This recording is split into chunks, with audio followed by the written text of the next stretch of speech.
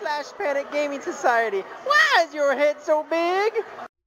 I am the stone that the builder refused. I am the visual, the inspiration that made ladies sing the blues. I'm the spark that makes your idea bright. The same spark that lights the dark so that you can know your left from your right. I am the ballad in your box, the bullet in the gun, the inner glow that let you know to call your brother son. The story that just begun, the promise of what's to come. And I'ma remain a soldier till the war is won. Chop, chop, chop. Flip. Chop, chop, chop.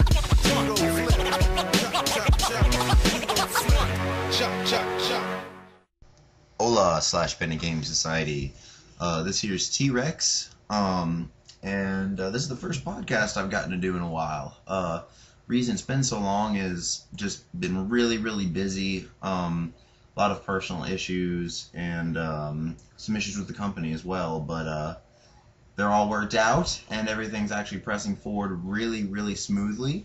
So I felt like to make this I wanted to make this podcast in a follow-up to OMGcon 2010, where we had a booth with Mike Robinson in Gamers Paradise, and it was awesome. I mean, all 3 days, you know, we had people coming up, asking us questions, hanging out, you know, getting psyched up to actually be able to play some video games in the area, some video game tournaments. So that made me happy just to see that there is still an interest in you know, the gaming community, especially in these areas for competitive gaming and gaming leagues.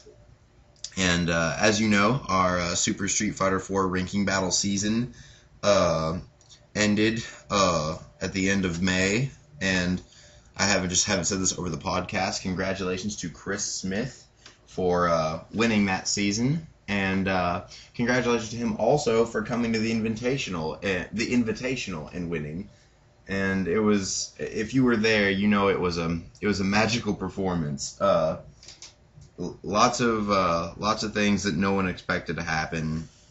I think everyone expected the Vega mirror match between Chris and Dorgon the entire tournament, and Chris switched to Geef and showed us that he's got some game with Geef. So it was a lot of fun, and I just wanted to thank everyone that came out and watched that.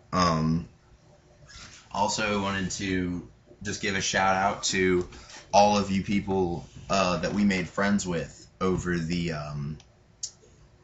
con, Dalton, Mason, Ratiz, all you guys, you know, a bunch of awesome people that we ended up getting to meet, good, you know, some really good Street Fighter players. We kind of went to OMGcon kind of thinking that maybe we'd be the only people who actually were any good at Super Street Fighter 4, but you know, we were very pleasantly surprised to know, hey, there are other people out here who, you know, they have the competitive edge and they want to play, and these guys are, you know, excited about coming down and playing with us. So it's awesome, and made some really good friendships.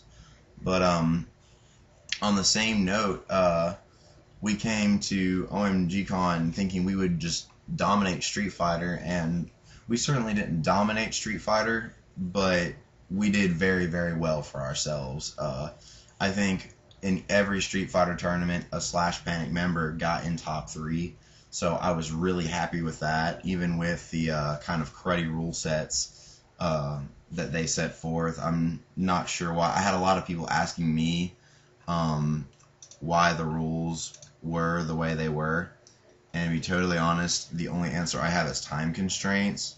But even though, I mean, it wouldn't have taken that long to run the tournament legitimately, in my opinion. I've been running tournaments for almost 2 years now, and I know about how long everything can take. So, I mean, they had time, but I think that they just wanted to be safe. So, I mean, anyone that hung out with me knew that I really disagreed with the way the rule sets were, but hey, what are you going to do? All it did was make it so it's not like all of a sudden no one actually ended up being all tournament serious. Everyone just was kind of laughing about everything and just going for fun, which is really what it's all about. So, but even though I did notice there are a lot of shit talkers out there, And these are the people that I really kind of wanted to meet more than actually cool people. And the reason why is because I know there's a lot of you guys out there, and those of you that, you know, might listen to this podcast and did talk a little bit of smack, you know who you are. Those of you yelling out, calling people in the top 8 tournament scrubs, or yelling boring, or saying that all Chris was doing 360s. All that shows us is, I mean, we just laughed at you dudes. I mean, you just made us just crack up, because, I mean, you can't talk any smack. And the reason why your smack talk is funny is because you have no legitimate background. I mean, it's like, you can talk all the smack you want, but what background do you have? How many tournaments have you won? You know, what place did you get in any ranking battle anywhere? And the answer is probably nothing. You're probably just a smack talker who tries to sound smart about video games. Well, these video games are what we do. We do fighting games and video games bigger than anyone else in the area, and, you know, we're more competitive than anyone else in the area. So, I mean, the only people that I consider any sort of smack talk valid from is people that have come or gone to other tournaments, have something to show for it. I mean, if you went to a tournament once and went 2-0, congratulations, you suck.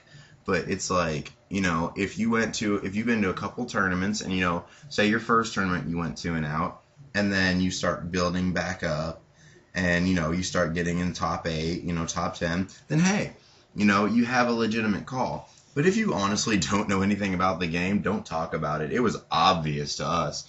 I mean, after the invitational tournament, we had some people that we interviewed, and some of you guys you almost sounded like you really kind of wanted a piece of some of the top 8. And you know what? I'd be more than happy to set that up. I'd be more than happy to say, hey, you guys can play any of these top 8 members in a 1st to 10, because we don't play by the 60-second rule, 1 match single elimination.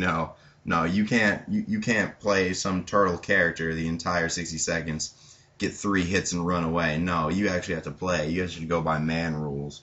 So we'll see how you do. Come on down to Gamers Paradise, 3233 Clarks River Road, Paducah, Kentucky. You have some smack talk you want to back up, come down there and prove it, because I don't think that really any of you have the smack or can back up what you're talking. But all that aside, kind of went on a little rant there, but some things that have happened just recently that I forgot to really shout out. The charity tournament that happened at at Collector's Connection in Dyersburg. Jeff, the guy that owns Collector's Connection, held that. That had a really good turnout. I think we had 19 people enter that tournament, and we raised a lot of money for the flood relief. And I mean, it was a really good tournament. We actually got to meet some of the people that have been talking to us over the website. Some of the members of KIT, Odin specifically, who came and pretty much delivered me an ass whooping.